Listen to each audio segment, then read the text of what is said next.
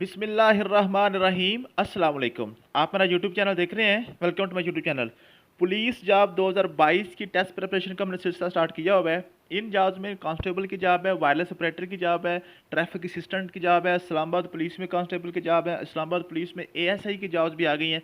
ये सारी जॉब्स के लिए हम इकट्ठी तैयारी करवा रहे हैं। इंशाल्लाह ताला ये तैयारी आपको सभी सीट्स पे सभी पोस्टों के लिए तैयारी में काम आएगी। ठीक है जी। तो लेक्चर हमारे 4 हो गए थे, आज हमारा 5वां लेक्चर है। ठीक है, अगर आप हमारी टेस्ट सीरीज़ में शामिल होना चाहते हैं तो आपने नंबर मेरा नोट कर लें 0300390482 0300 पूरा 390 48 25। ये आपकी स्क्रीन पे भी चल रहा है। आप मुझे व्हाट्सएप मैसेज कर दें, अपना वॉइस मैसेज करें ताकि मुझे पता चलेगा मेल है क्या फीमेल है। मेल और फीमेल के अलग-अलग ग्रुप्स हैं, बॉयज़ और गर्ल्स के, ताकि जो ना नंबर की प्राइवेसी मेंटेन रहे। तो हम आपको भी इंशाल्लाह ताला अपने ग्रुप में ऐड कर लेंगे। आज हमारा लेक्चर नंबर 5 है जी। लेक्चर नंबर 5 में हम पढ़ेंगे इंग्लिश और मैथमेटिक्स। तो पहले आपको मैं मैथमेटिक्स की तरफ लेके चलता हूँ, उसके बाद फिर आके इंग्लिश को पढ़ते हैं। ठीक है, मैथमेटिक्स के लिए हमें जाना पड़ेगा जी वाइट बोर्ड पे। लो जी, हम वाइट बोर्ड पे आ चुके हैं। वाइट बोर्ड पे आके मैथमेटिक्स का जी ये आज का टॉपिक आपने बड़े गौर से, ख्याल से, ध्यान से पढ़ लेना है। ये आज का टॉपिक ऐसा टॉपिक है जो आपको नेक्स्ट जितने भी मैंने मैथ के टॉपिक्स करवाने हैं उन सभी में ये यूज़ होना है। इसलिए ये बेसिक टॉपिक है हमारा। इस बेसिक टॉपिक को मैं सबसे पहले करवा दिया करता हूँ। अक्सर औकात होता क्या है, लोग इस टॉपिक को इग्नोर कर देते हैं क्योंकि ये उनको आता होता है, कहते हैं ये बिल्कुल सिंपल सा टॉपिक है, ये मुझे सारा आता है। हालांकि इसी टॉपिक की वजह से आपके सारे क्वेश्चन गलत होते हैं। तो क्रॉस मल्टीप्लिकेशन को उर्दू में ज़रब चिल्ले पाई कहते हैं। इसको आपने गौर से, ख्याल से 2-4 मिनट में समझ लेना है।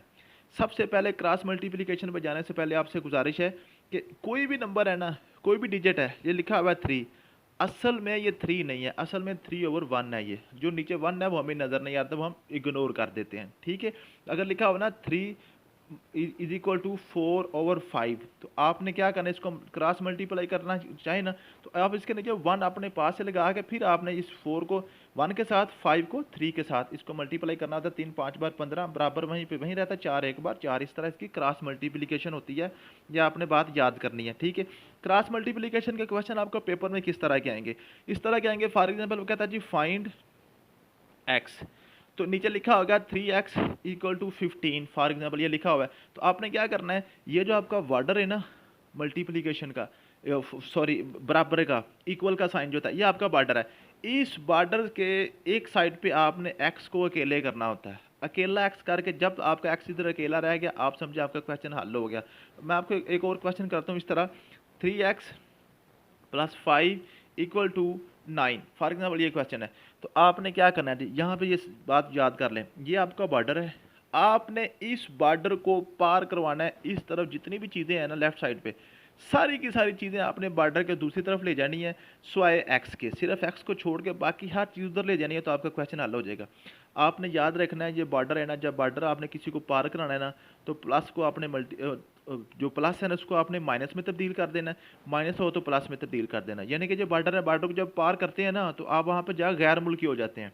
तो अगर इधर प्लस है उधर जाकर माइनस हो जाएगा, अगर मल्टीप्लाई हो रहा है तो जाके डिवाइड हो जाएगा, अगर डिवाइड है तो इधर आके मल्टीप्लाई हो जाएगा। ये आपका रूल होता है। ठीक है, जब 5 है ना, 5 की निशानी समेत इसको उठाएं और इसको बॉर्डर पार करा दें, तो 5 के साथ क्या था, प्लस था, ये उधर जाके माइनस हो जाएगा। ठीक है, इसी तरह ये 3 है ना, एक्स के साथ 3 है, इस 3 को ये 5 अब उधर चला गया, ये 3 है, 3 एक्स के साथ मल्टीप्लाई हो रहा है, तो अब हमने मल्टीप्लाई को किस में कन्वर्ट करना है, डिवाइड में, यानी कि तकसीम में, जाके नीचे चला जाएगा। ठीक है, ये क्या इधर आ गया एक्स अकेला, उधर क्या आ गया 9 में से 5 निकल गया 4, एक्स के नीचे आ गया 3, ये आपका एक्स का आंसर आ जाता है। इस तरह से आपने क्रॉस मल्टीप्लिकेशन को करना होता है।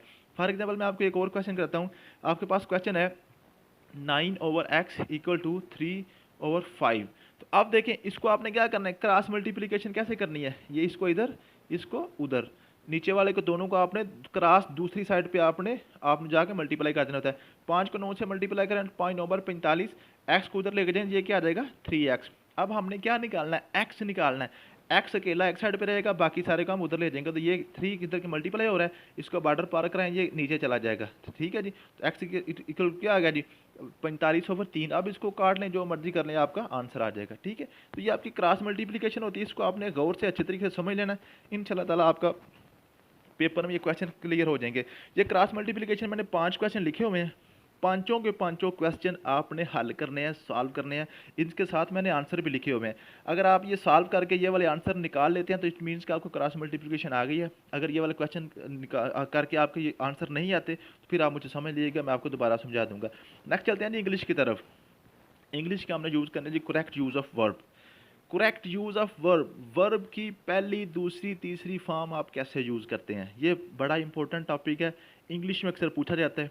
ठीक है, वर्ब की पहली फॉर्म, दूसरी फॉर्म या तीसरी फॉर्म आपने कैसे यूज़ करनी है। तो आज हम पढ़ेंगे जी रूल 1। पहला रूल है, if there used and scientific fact और यूनिवर्सल ट्रूथ, इडियम या proverb, then we shall use first verb of in sense of present indefinite tense. क्या मतलब है, आपने अगर किसी सेंटेंस में यूनिवर्सल ट्रूथ आ जाए, ईडियम आ जाए, कोई यूनिवर्सल ट्रूथ आ जाए, तो आपने हमेशा वर्ब की पहली फॉर्म यूज़ करनी है। कैसे यूज़ करनी है, प्रेजेंट इंडेफिनिट टेंस की सेंस में यूज़ करनी है।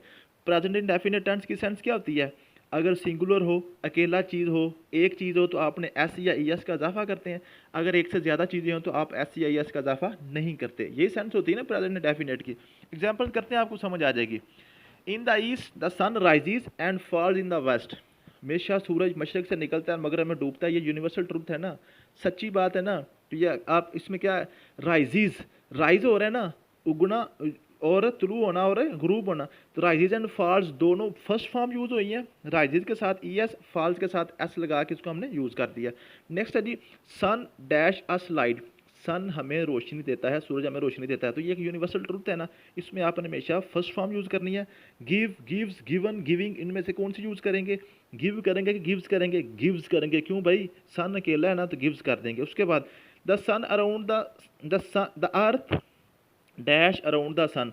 तो अर्थ क्या करती है, सूर्य के गिर्द घूमती है ना, तो रिवाल्व आएगा, रिवाल्व आएगा कि रिवाल्व आएगा, इसमें रिवाल्व आएगा। क्यों, ये ज़मीन अकेली है ना, तो रिवाल्व आएगा, तो हमने फर्स्ट फॉर्म लगानी है।